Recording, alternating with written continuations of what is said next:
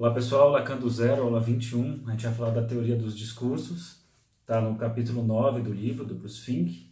A gente está finalizando o livro nessa aula aqui, né, porque tem um pós-fácil que a gente não vai trabalhar, e que era a proposta inicial, e aqui a gente está falando o que é essa teoria dos quatro discursos, né? De alguma forma são os quatro discursos em torno do impossível, né? Do impossível é aquilo que de alguma forma desune os laços, né? Então existe alguma coisa da ordem da identificação, da aproximação com o outro, mas a teoria dos discursos é o que nos afasta, né? O campo do impossível. Isso está baseado de alguma forma naquela fala do Freud, que ele diz assim: existem três profissões impossíveis, né? Governar, educar e analisar, né? Que são sempre profissões que você vai falhar nisso, vai ser insuficiente, né? Vai de alguma forma se frustrar ao fazer isso. O Lacan vai acrescentar um outro impossível, que é o fazer desejar, e juntando esses três mais o quatro do Lacan, eu vou ter aqui os quatro discursos, né? Do mestre, universitário, da histérica e do analista, que a gente pode pensar, né, o impossível, os impossíveis do Freud: o governar como mestre, o impossível de educar, o universitário, o impossível de fazer desejar, histérico, e o impossível de analisar, do analista. Então, esses discursos, eles se montam em cima de quatro estruturas fixas, que eu tenho aqui uma verdade, que suporta um agente, né, que sustenta um agente, é o semblante. Esse agente está direcionado para um outro, e esse outro produz uma perda, né, um produto, uma perda. E eu vou usar esse raciocínio aqui para pensar algumas coisas, tanto da clínica até para uma questão também social, dos discursos, dos laços, enfim. Então, primeiro que o Bruce Fink coloca é o discurso do mestre. Ele vai colocar aqui: eu tenho o S1, que é o significante não senso, o significante mestre, e ponto final, né? Então não tem o que discutir, né? Os S1, a gente até pensar, como fala do último ali, as manifestações do inconsciente, os imperativos, né? O determinismo psíquico característico, né, dos S1, significantes mestres.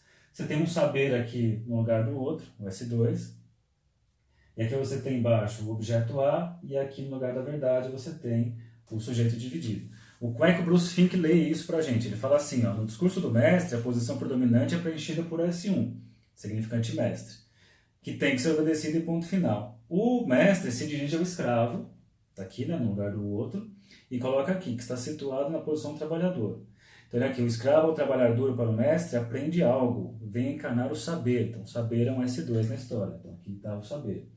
Nessa relação, produz-se algo que vai dizer que é a mais-valia. Lembrando que a mais-valia é aquilo que é perdido no trabalho, né, do trabalhador. Ele trabalhou X, mas ele não recebe proporcional a X. Uma parte fica para o próprio sistema capitalista, que vai ser aí que vai ter o lucro. Em termos de economia do desejo mesmo, né? Alguma coisa se perde e fica para o próprio desejar mais, desejar mais, desejar mais. Então aqui tem algo que falta, então o sujeito não vai poder gozar disso porque isso foi perdido.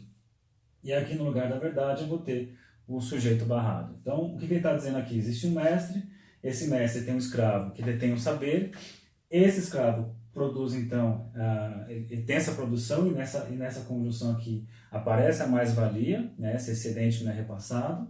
E o que está por trás desse mestre é que, na verdade, é um sujeito dividido. Então, vai colocar aqui: o mestre não pode mostrar nenhuma fraqueza e, consequentemente, oculta com cuidado o fato de que ele, como qualquer um, é um ser da linguagem, que sucumbiu à castração simbólica. Ou seja, ele também é castrado, que é a verdade dele. Mas ele coloca os seus imperativos como forma de fazer o outro trabalhar escravizado e nisso produzir alguma coisa. Então, para se manter nisso, ele tem que ter todo ficar nesse lugar, colocando seu discurso, né? O discurso do mestre é esse ponto final. Não tem nem desenvolvimento sobre. A gente pode pensar aqui, por exemplo, né, nos grandes ditadores, né, nos grandes líderes extremistas, né, se pegar a psicologia de massas e análise do eu, né, os profetas de algumas, né, seitas meio faça isso, acabou.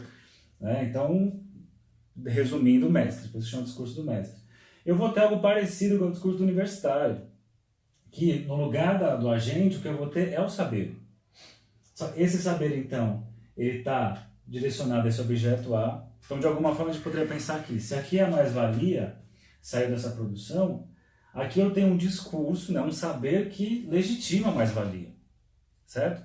Legitima a mais-valia e leva, então, à perda do que é o sujeito. Eu posso pensar nisso, vamos pensar um pouco em termos da análise, que eu acho legal pensar o movimento na análise. Se o analista fica nesse lugar aqui de mestre, né, olha a consequência que eu tenho: ele é o mestre, leva aos imperativos, né, para o paciente.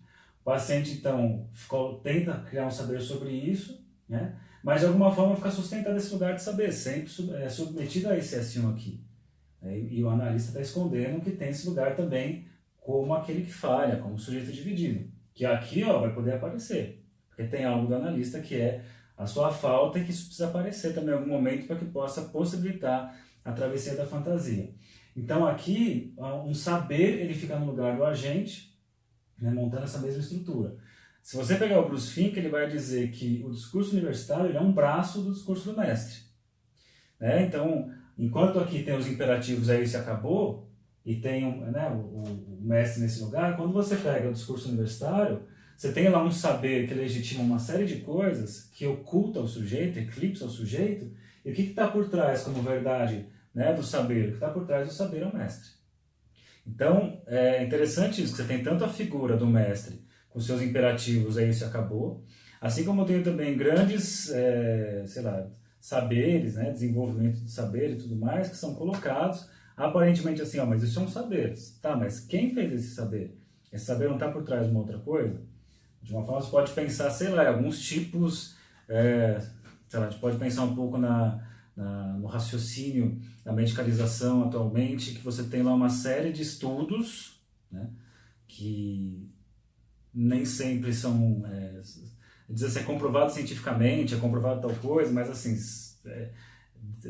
o cenário é um pouco, não tem uma universalidade talvez, né? Até você pega, tem um texto muito legal que você pega crianças francesas não têm déficit de atenção, e você pega um outro discurso que é mais típico nosso aqui, norte-americano, um baita de um saber que é colocado ali, mas está comprovado aqui nesses estudos, foi comprovado isso, que é assim, o jeito que você olha, não que não que os experimentos não tenham validade, mas por onde você olha só dá para enxergar por essa via, o resto está sendo desconsiderado. E você cria um saber sobre isso e é colocado ali, mas não somos nós que estamos dizendo, são os estudos. Né? Claro que é fundamental isso, porque a ciência funciona por aqui, mas também tem que tomar cuidado com isso, porque o que pode ter desse discurso aqui por trás é um mestre colocando todas essas coisas, como uma forma de submeter o outro a tudo isso, desaparecer no sujeito. Aí um outro caminho, que é um caminho interessante. Então aqui, o que aconteceu? Aqui a coisa foi para trás, então o S2 veio para cá e a coisa toda se movimentou. Agora aqui vai mudar, o S1 vai para frente, então aqui o S1 nesse, quando veio para cá, ele desceu, o S2 veio para cá. Agora aqui, o sujeito subiu para cá, então tudo anda, tudo vai girar para cá. Então o sujeito subiu, automaticamente o S1 foi para lá, automaticamente o S2 desceu e o A veio para cá. Então essa aqui é o lugar da estérica. Então o que você tem aqui? Você tem a estérica que chega com a sua divisão psíquica subjetiva, com o seu sintoma do corpo, mas não tem uma explicação orgânica, fisiológica. Né? Ela se direciona para um mestre, pensando lá no Freud, no começo da psicanálise, né? Para o mestre tentar de alguma forma, o que eu tenho, né? Nessa relação da histérica com o analista, ou com o médico, ou psiquiatra, ela leva à produção de um saber, que é isso, que é isso, que é isso, que é isso, e lembre-se, historicamente, se produziu um saber e elas riam da cara dos médicos. Vocês não sabem, vocês nunca vão descobrir. Né? O decifra-me, eu te devoro. Você não sabe, você pode falar à vontade, mas nada é suficiente. Por quê? Qual que é a verdade da histeria? A falta está em mim, o objeto está em mim. Né? A perda de gozo é minha, não tem nada a ver com o outro. Então eu só incluo você na história para fazer você se movimentar, mas no fim não vai ter jeito. Né? Então, sei lá, a gente sabe, por exemplo, que um dos modos de amar, né? Histérico é isso. Vai lá, vai atrás dos seus amores, que se coloca no lugar de mestre, mas, como diz Antônio Quiné no 4+1 Condições de Análise, busca um mestre para poder apontar a falta do mestre. Né? Então, é interessante pensar que isso aqui eu vou usar tanto para pensar no quadro da histeria lá atrás, mas também é muito bacana porque o Lacan vai dizer que, de alguma forma, todo mundo vai ter que passar por aqui na análise. Então, o discurso da histeria é meio que uma condição em algum momento da análise. E não que todo mundo vai virar histérico, né? Não é isso que um neurótico obsessivo vira histérico. A questão é que o discurso histérico tem que aparecer no sentido de, algum momento, poder reconhecer a falta em si mesmo. Né? Então, a verdade poder ser mostrada é que a falta está em si mesmo, essa divisão, então, né, desse sujeito, para, então, finalmente, pensando nesse processo dos giros, então aqui a gente fez o quê? O mestre é que subiu o S barrado e a gente caminha para o analista. No analista, sobe o objeto A. O objeto A subiu, foi lá para frente, tivesse barrado, o significante mestre está aqui e o saber veio para cá. Então, olha que interessante que fica. No discurso do analista, o analista nesse lugar de agente, objeto A, lembrando, o objeto A causa o desejo. Então, diante do objeto A, lembra que a gente fala? O sujeito produz a sua fantasia, não é uma tema que a gente falava disso? Então, o analista com o objeto A divide o sujeito, nessa divisão psíquica do, ó, se você enxergar aqui, é a própria matema da fantasia, mas ao contrário, né? Ó, que o outro é S barrado com som de A. Aqui está A e a flecha com S barrado. Então, o analista nesse lugar do objeto A, que não diz o que deseja, mas que deseja algo, mas não diz o que, leva essa divisão psíquica. A pessoa na divisão psíquica começa então a livre associar. Na livre associação produz os significantes mestres, vai aparecer lá os imperativos, aquelas palavras que sempre se repetem, né? Então, que é uma das coisas que eu sempre falo, você vai escutar alguém numa análise, vai escutar as palavras que sempre se repetem, geralmente ali estão os significantes mestres. E em cima dessas palavras que se repetem, leva a pessoa a produzir um saber sobre isso. Então, no lugar da verdade, né, existe um saber por trás dessa divisão, mas leva então a pessoa a poder produzir saberes com relação aos significantes mestres. Tá certo? Então isso daqui eu fiz uma das explicações possíveis. Aliás, o curso todo foi assim, né? Eu fiz uma explicação bem introdutória para tudo quanto foi conceito, mas acho que é um bom começo pensar por aqui. E o Bruce Fink tem uma explicação clara também.